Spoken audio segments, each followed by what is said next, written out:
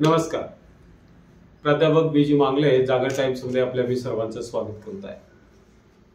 मनोज जरांगे पाटलांच्या उपोषणाचे अपडेट्स आणि मराठा आरक्षणाचे अपडेट्स आपण देत आहोत. आज मनोज जरांगे पाटलांच्या उपोषणाचा 7वा दिवस आहे. काल हायकोर्टाने दिलेल्या निर्देशाप्रमाणे त्यांनी हायकोर्टाने असं सांगितलं की सलाईन लावून घेणे म्हणजे उपोषण सोडणे नव्हे, त्यामुळे तात्काळ त्यांच्यावरती उपचार करा आणि आम्हाला 10 मिनिटात कळवा अशा पद्धतीचे निर्देश हायकोर्टाने दिल्यामुळे त्यांना 2 सलाईन लावण्यात आली. आज त्यांची परिस्थिती तशी बोलण्याच्या अवस्थेत चांगली आली. खरं तर म्हणजे मनोज जरांगे पाटलांनी मराठा समाजाच्या भल्यासाठी, त्यांच्या लहान मुलांच्यासाठी, लेकी बाळासाठी ते म्हणतात, तर जे उपोषण सुरू केलं आहे या पाठिंब्याचं अत्यंत चांगलं नोबल कॉज म्हणजे की मराठा आरक्षण, कुणबी प्रवर्गातून मराठा आरक्षण घेणे. 2 दिवसापूर्वी 14 फेब्रुवारीला नारायण राणे, माजी मुख्यमंत्री आणि केंद्रीय कॅबिनेट मंत्री यांनी मनोज जरांगे पाटलांच्यावरती जोरदार प्रहार केले. कारण काय होतं तर मनोज जरांगे पाटलांनी ज्या अवस्थेमध्ये म्हणजे त्यांची जी झोपेची अवस्था होती, त्यांची मान सरळ ठीकशी धरत नव्हती, अशी अत्यंत नाजूक परिस्थिती होती. या नाजूक परिस्थितीमध्ये त्यांनी बोलताना असा एक हे केला होता की नरेंद्र मोदीच्या महाराष्ट्रात मी सभा होऊ देणार नाही. अर्थात या गोष्टी की केंद्रीय कॅबिनेट मिनिस्टर असणाऱ्या नारायण राणेने त्या जोमल्या आणि त्यांनी त्याच्यावरती आपलं ट्विट, अत्यंत कडक शब्दातलं ट्विट आहे, नारायण राणेंचं ट्विट आहे, मनोज जरांगे पाटील याच्या डोक्यावर परिणाम झाल्यामुळे तो आता काहीही बडबड करायला लागला आहे. त्याला मी मराठ्यांचा नेता मानत नाही. देशाचे पंतप्रधान माननीय श्री नरेंद्र मोदी यांना महाराष्ट्रात फिरू देणार नाही अशी बेताल बडबड त्याने केली. त्याने आता मर्यादा ओलांडली आहे. माननीय पंतप्रधान जेव्हा महाराष्ट्रात येतील त्यावेळी जागेवरून हलून दाखव, तुला असली मराठ्याची ताकद दाखवून दिली जाईल.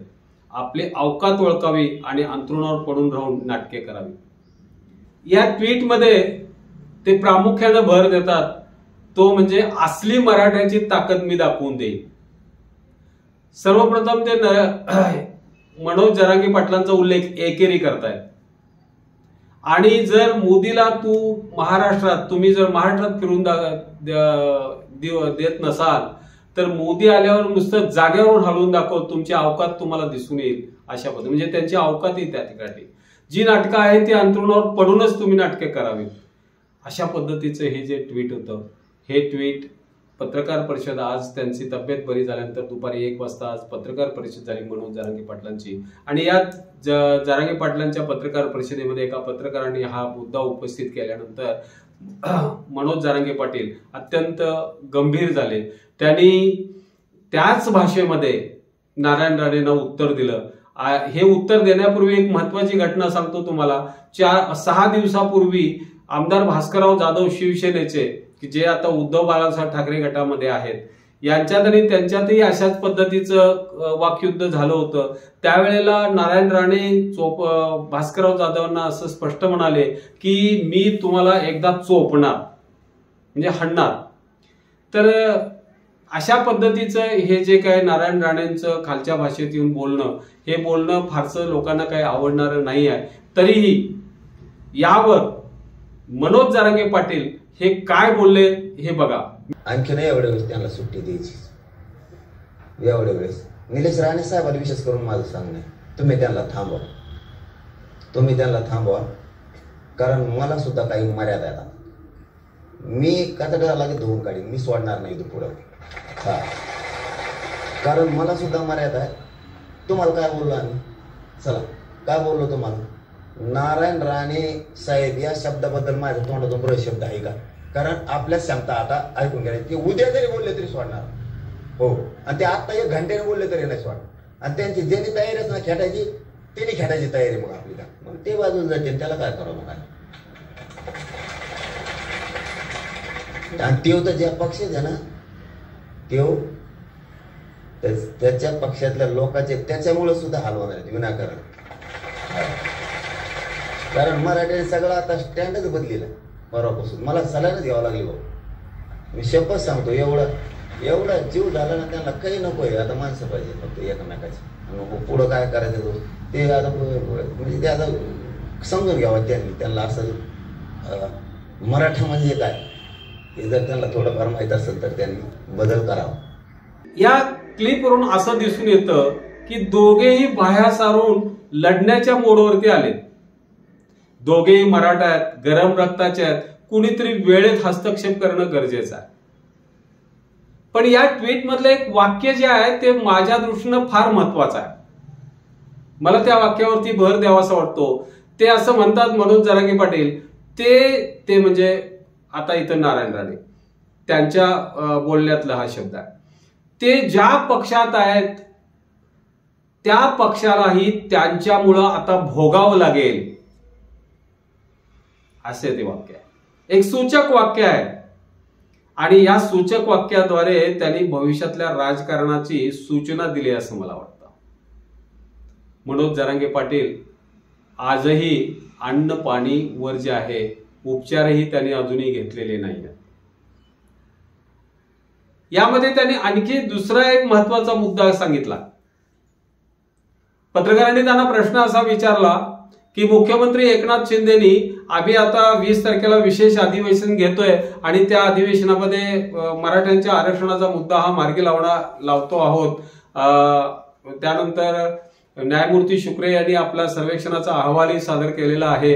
हा अहवाल आम्ही मंत्रिमंडळाच्या बैठकीत ठेवून, विशेष अधिवेशनात ठेवून त्याच्यावरती आम्ही कायदा वगैरे करणार आहोत, अशा पद्धतीचा. आणि आता हे सगळं एवढं होत असताना मनोज जरांगे पाटलांनी आता उपोषण करू नये, अशा पद्धतीचं त्यांचं भाष्य होतं. त्याला उत्तर देताना मनोज जरांगे पाटील म्हणतात, नाही, मी 50% वरच्या आरक्षणाची कधीही मागणी केलेली नाही.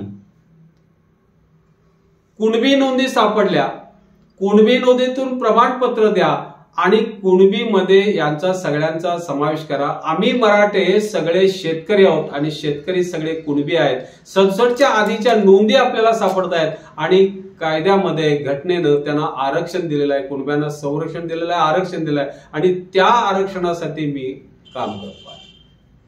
त्यामुळं मला तुम्ही अशा पद्धतीचं काहीही सांगू नका. माझी ती स्वतंत्र आरक्षणाची माझी मागणीच नाही आहे. दरम्यान छगन भुजबळ साहेब यांचंही एक म्हणजे पत्रकार परिषदेतलं बोलणं ऐकायला मिळालं. त्यांनी नेहमीच्या भाषेमध्ये सांगितलं की ओबीसीच्या ताटातलं मी काही काढून घेऊ देणार नाही आणि 50%च्या वरचं त्यांना आरक्षण जे काय घ्यायचं आहे ते घेऊ देत, त्यांना आमची त्याला ना असणार नाही. मराठीत एक भाष्य एक आहे, सुविचार आहे, राजा उदार झाला आणि भोपळा दान दिला. 50%च्या वरच्या आरक्षणात तुम्ही भुजबळ साहेब कशाला मराठ्यांना मोठेपणाचा आव घेऊन सांगता की मी त्याच्या आडवं नाही, मी त्याच्या आडवं नाही. अहो, घटनेमध्ये कुणब्यांना आरक्षण दिलेलं आहे, संरक्षण दिलेलं आहे आणि त्या अंतर्गत मनोज जरांगे पाटील हे कुणबी प्रवर्गातले दाखले कुणब्यांच्या नोंदी शोधून काढा आणि त्या अंतर्गत त्यांच्या नोंदी मिळाल्यानंतर त्या नोंदीप्रमाणे त्यांना प्रमाणपत्र द्या आणि त्यांचा समावेश करा. इतक्या ह्या साध्या गोष्टी आहेत. अर्थात एक गोष्ट त्यांनी असं सांगितलेली आहे की सगळे सोयरे जो तुमच्यात आणि आमच्यात पहिल्या वेळेला जी भाषा झाली होती आणि जी चर्चा झाली होती त्याप्रमाणेही तुम्ही वागा. खरं तर ह्या सगळ्या घडामोडी होत असताना जालना, बीड, धाराशिव, संभाजीनगर अशा या सगळ्या मोठ्या मराठवाडा लगतच्या विदर्भ या सगळ्या भागातील मराठा समाज हा अत्यंत नाराज झालेला दिसला. तो रस्त्यावर आलेला आहे, दुःखद आहे, रस्त्यावर आलेला आहे. त्यांनी वेगवेगळ्या प्रकारचे रस्ते रोखलेले आहेत. गावेच्या गावं बंद करायचा मोठा हे चालले, व्यवहार थांबवले आहेत, दळणवळण थांबलेले आहेत. एसटी म्हणजे बीड, धाराशिव, संभाजीनगर इथल्या या परिसरातनं जालना, परभणी या भागात जाणाऱ्या एसटी बसेस रोखलेल्या आहेत. अशी परिस्थिती आहे. दरम्यान एका अज्ञातानं एक एसटी बस पेटवली अशी दिसते. त्याचाही ठपका बरेच जण असे मराठा आंदोलकावरती टाकतायत. तर ह्या मनोज जरांगे पाटलांची तब्येत जी डाऊन झाली आहे यामुळं मराठा आंदोलन हे हिंसक होतात की काय अशा पद्धतीची एक भावना मांडली जाते। विशेष म्हणजे बऱ्याच मोठ्या प्रमाणात महिलाही रस्त्यावर आलेल्या होत्या। सगळ्यांच्या तोंडामध्ये जरांगे दादांची तब्येत हाच विषय होता आणि जरांगे दादांनी आज ह्या पत्रकार परिषदेमध्ये आपल्या बोलण्यातून आपल्या वागण्यातून स्पष्टपणे सांगितलं दिलंय। पुन्हा एकदा मी सांगतो, यावरती मी एक व्हिडिओ केलेला आहे, कोणाचीही मी गय करणार नाही। आतापर्यंत नारायण राणेच्या बाबतीत तर ते बोलले की नारायण राणे साहेबांना मी राणे साहेब म्हणतोय, त्यांना आता वेळीच त्यांच्या मुलांनी आवरावं। आता ते जर काही बोलायला जातील तर त्यांची गय केली जाणार नाही। उद्या बोलले तरी आणि काय आता एक तासाभरात बोलले तरीही त्यांची गय आता केली जाणार नाही। आम्ही त्यांच्या विरोधात काहीही बोललेलो नाही। हे बोलून ते पत्रकार परिषदेत म्हणतात शिंदे साहेबांनी जे सांगितलंय आणि जी अधिसूचना 26 जानेवारी 24 ला काढलेली आहे त्या अधिसूचनेचं कायद्यात रूपांतर करा आणि त्याची तात्काळ अंमलबजावणी करा। सांगितल्याप्रमाणे पोलीस केसेस मागे घ्या। न्यायमूर्ती शिंदे साहेबांच्या हस्ते नोंदी शोधण्याचं काम तशाच पद्धतीने चालू ठेवा। या मागण्या इत्यादी मागण्या सुद्धा माझ्या कायम आहेत।